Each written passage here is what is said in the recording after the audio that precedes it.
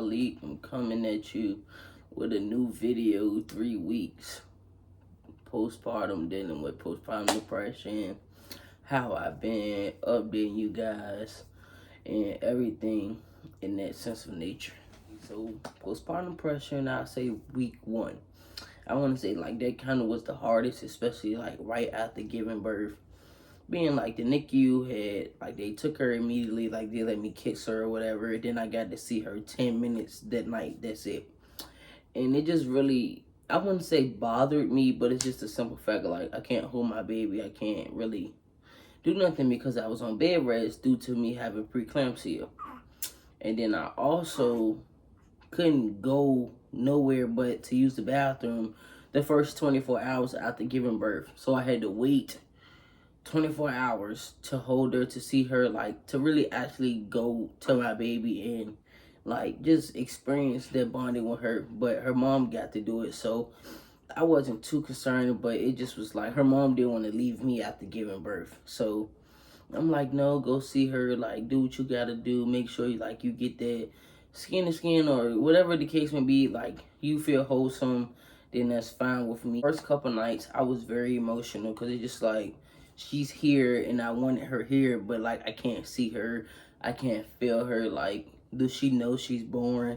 And like, does she know like I'm not around? Or like, is she okay, like with her breathing and everything else in between, her eating, changing her, just like the little stuff like that, and just making sure like she's alive and she's well. Because literally it was like we could call on the phone and ask, but her mother can go see her. I had to sit in the room and just wait the whole time.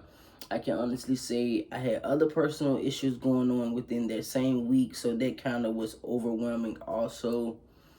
And the simple fact that when they discharged me, I think that was week 2, when they discharged me, she had to stay in the hospital for a couple extra days for the NICU. Her body temperature was going down. She was in the incubator.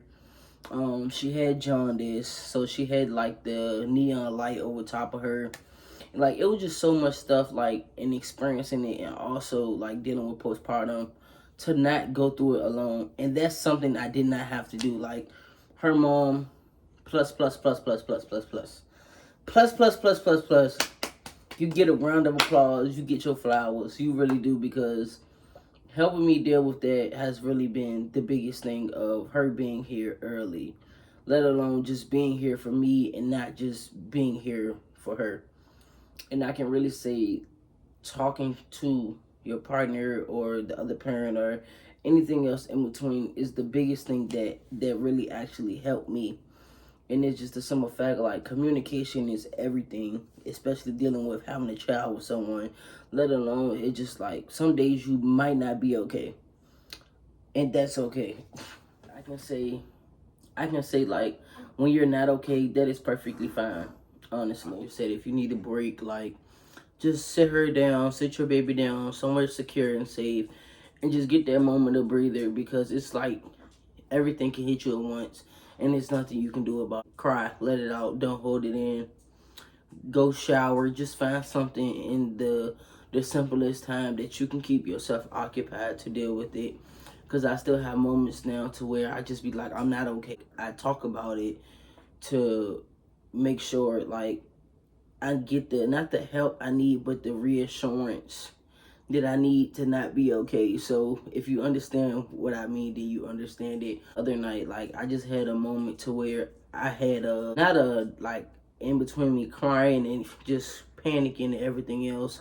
It's just a moment of me just like realizing like I'm a parent, and the simple fact like it just was a lot to deal with of me being overwhelmed in that moment. So I called her mom and told her, and like, I can't sit still, I'm very fidgetive. I've been doing this thing now since me having the baby. I picked with my hair, and it was so bad, literally that's why I took my hair out. I picked with it, and it literally just be like, there's no way your hair look like this, and I just got my hair done. So I've been working on not messing with that, or like writing in a journal that helps with me. So it's the good thing about it, especially when you have family, friends, supporters. Like, it really helps the most because you're not going through it alone, and you don't have to go through it alone. So, like, if you got that support, if you need it, like, just hit me up. I'm, like, not gonna hold you because it's a lot to deal with. Having a newborn, still taking care of yourself, but also the most important thing is you get the rest that you need, the break you need, because having a child is a lot. Yes, you ask for them for the most part, and if you didn't, it's just like something like it's mandatory. Like, you can't give them back, and that's the biggest thing. Like, this is your baby, so it's just like taking it one day at a time is the best I can honestly say. You're okay to where the point you can go day, and get out of the bed. I mean, it's okay. Sometimes you might don't want to get out of bed, or you can't get out of bed. And it's okay to get that break, get that rest. But make sure you got to realize you can't stay there forever. You're going to have to get up. You got to do something. Be productive at least a couple hours a day to get back into your regular routine until it's regular again. I can say with me having the help and her mom just overall just the best. I can really say that. Just the simple fact, like, if I call, she coming. If I need a break, I'll be little stuff like that, or don't worry about it. Like, sometimes she don't even tell me she's coming to my house. It be, I'm outside, open the door, I want my baby, and shoot, go take your baby. Take her with you, do whatever. Just let me know when you're coming back so I can be woke, or I can be home, or I can be attentive enough to know, like, the communication has to work both ways. So it's just the simple things like that. And, like, just one day at a time. And I can say update on her. So she's been home about a week and a half, going on 2 weeks. Well, no, she's probably been home 2 weeks now. About 2 weeks. I think it'd be like 2 weeks this week coming up. And I can say, like, she's eating almost 3 ounces every 2 to 3 hours. She eats more.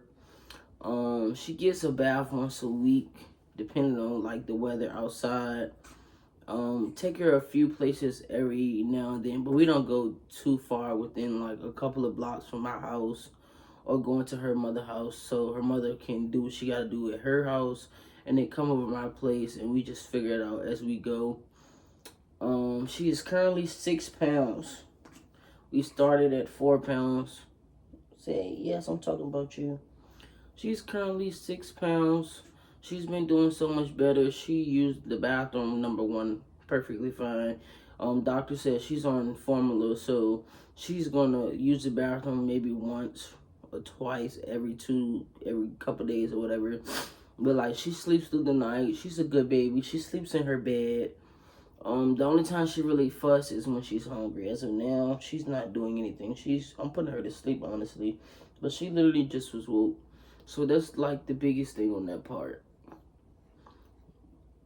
And she's not a crybaby. She's so perfect.